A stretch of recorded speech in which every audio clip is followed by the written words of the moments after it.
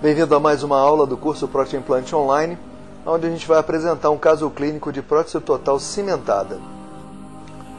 Esse caso, com um paciente praticamente edentado total, o desejo principal dele era comer costela de boi e apresentava a expansão dos seios maxilares bilateralmente, com a remanescência de um canino. Então a primeira tarefa foi fazer a cirurgia de levantamento do assoalho do seio maxilar, onde aqui a gente está vendo a abertura da janela óssea para acesso à mucosa do seio maxilar. Então, aqui nós vemos mais uma vez o movimento da broca abrindo a janela e o material de enxerto sendo aplicado. Passados 8 meses da cirurgia de levantamento do assoalho do seio maxilar, a gente vê a imagem radiográfica das regiões, permitindo com que a gente pudesse fazer ou continuar o planejamento para a instalação dos implantes. Para esse planejamento foi feito o enceramento de diagnóstico com os modelos montados no articulador. Esse enceramento de diagnóstico foi provado numa fase clínica do trabalho e duplicado em resina acrílica transparente, de modo que a gente pudesse fazer a inserção do material de contraste, nesse caso, gutapercha. Então a prova clínica do guia tomográfico antes do pedido de exame para o paciente, e aqui o corte axial do exame tomográfico, ainda na época do Dental Scan, que era um programa de computador especial para isso. Nesse caso a gente vê o corte axial com o material de enxerto apresentado nas regiões em torno do corte 30 ao corte 50, mais ou menos, do lado direito do paciente, e na região do corte 100 até o corte 120 aproximadamente. Então, quando a gente analisa os cortes sagitais, nós vemos que os primeiros números correspondem ao lado direito do paciente, e a gente vê também como o material de enxerto vai gradativamente aparecendo à medida que os cortes da tomografia vão avançando os números. Na sequência, então, a gente pode ver bem esses cortes tomográficos mostrando o material de enxerto, mostrando também o guia tomográfico e o seu contraste, correspondendo a cada uma das áreas de interesse para a inserção dos implantes, que é justamente a área onde está contida a gutapercha. No detalhe aqui, os cortes 39 e 40 mostrando bem a gutapercha no centro do dente, chamado de dente ideal, e a região do enxerto correspondente. Voltando à imagem axial da tomografia, nós podemos ver que a região anterior vai aproximadamente do número 60 até o número 90. Então a gente aqui pode ver com detalhe os cortes na região anterior, onde mais uma vez o guia tomográfico, juntamente com a área óssea de interesse. No detalhe os cortes 62 e 63, mostrando uma ligeira discrepância entre a posição do guia tomográfico e a região óssea de interesse.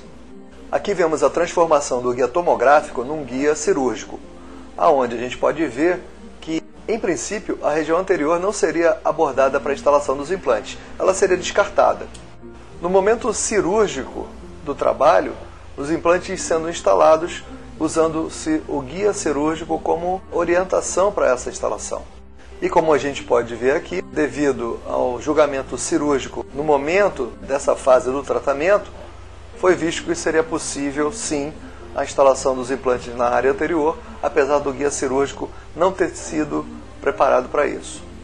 Aqui nós vemos a imagem radiográfica dos implantes instalados, inclusive nas regiões de levantamento do assoalho do seio maxilar e também na região anterior.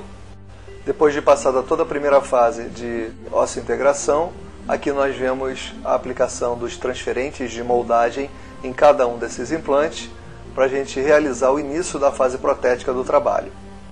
Com o modelo de trabalho pronto, nós poderemos seguir com a fase restauradora do trabalho. Uma placa base de resina acrílica é aplicada sobre os análogos de implante no modelo de trabalho. Com isso é feito um plano de cera, que na fase clínica é utilizado para os registros intermaxilares. A partir do plano de cera e dos seus registros, levamos ao articulador, aonde o laboratório vai começar o processo de construção das coroas provisórias, através do enceramento, que vai produzir um protótipo do trabalho definitivo do paciente. Esse protótipo, num primeiro momento, são as próprias coroas provisórias. que nós podemos ver aqui. Com pilares provisórios acoplados a cada um dos implantes, a prótese provisória vai ser cimentada sobre esses elementos. Como a gente vê aqui, a prótese provisória já cimentada sobre os pilares provisórios. Então, no aspecto clínico inicial das próteses provisórias sobre os implantes, e aqui uma visão estética geral do paciente com o trabalho provisório. Notar que com essa prótese provisória em posição, há uma perda importante de suporte labial, como a gente também pode ver aqui numa foto de perfil. Embora a prótese provisória estivesse bem em princípio, julgou-se que seria interessante fazer uma análise melhor dessa região de suporte labial. Então, através do simples acréscimo de um rolete de algodão molhado, foi feito o aumento do suporte labial, sem ainda fazermos qualquer modificação no trabalho protético provisório. E aqui num comparativo antes e depois dessa manobra, nós podemos ver que houve uma mudança significativa no suporte labial. Em função disso, nós tivemos que fazer uma mudança no posicionamento dos dentes anteriores dessa prótese provisória, através da reformulação da resina acrílica. Então essa prótese provisória foi utilizada para servir como um parâmetro para a construção da prótese definitiva. No modelo de trabalho foi feita a aplicação de alguns dos pilares provisórios, servindo como base, para que a prótese provisória que estava na cavidade oral do paciente pudesse ser acoplada a esses pilares estratégicos e com isso pudesse ser feita uma duplicação em gesso dessa prótese provisória juntamente com o modelo de trabalho.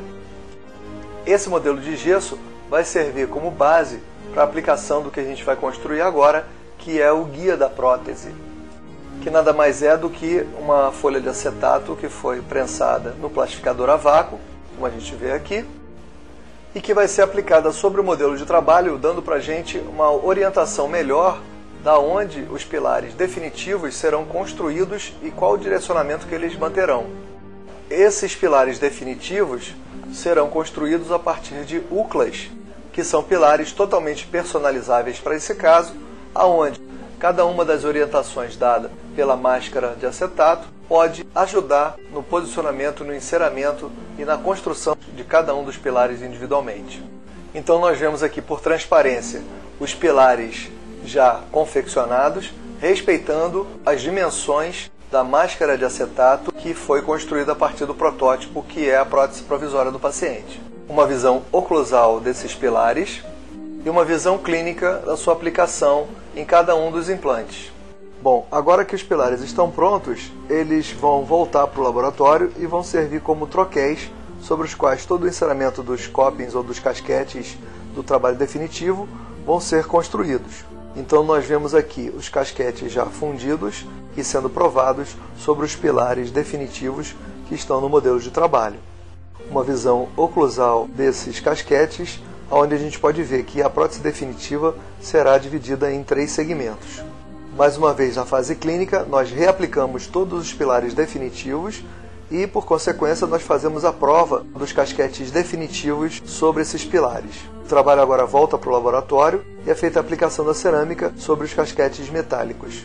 Uma visão vestibular do trabalho protético definitivo sendo finalizado, aonde nós vemos uma grande discrepância entre o posicionamento vestibular das coroas posteriores e a área do rebordo remanescente de cada um dos lados do arco superior do paciente. Aqui a prova clínica do trabalho protético final e a visão oclusal desse trabalho. A visão estética geral, com o paciente com o sorriso forçado, aqui no aspecto mais natural do sorriso e aqui no momento mais informal, onde as fotografias foram tiradas com o paciente sorrindo à vontade. Finalizando, queria mostrar a radiografia inicial desse caso, com a expansão grande do assoalho dos seios maxilares, o canino remanescente e o aspecto radiográfico final do caso. Apresentando a equipe clínica e de laboratório que executou o trabalho. E assim encerramos esse caso clínico, onde mostramos a reconstrução de um paciente edentado total através de implantes e uma prótese total cimentada.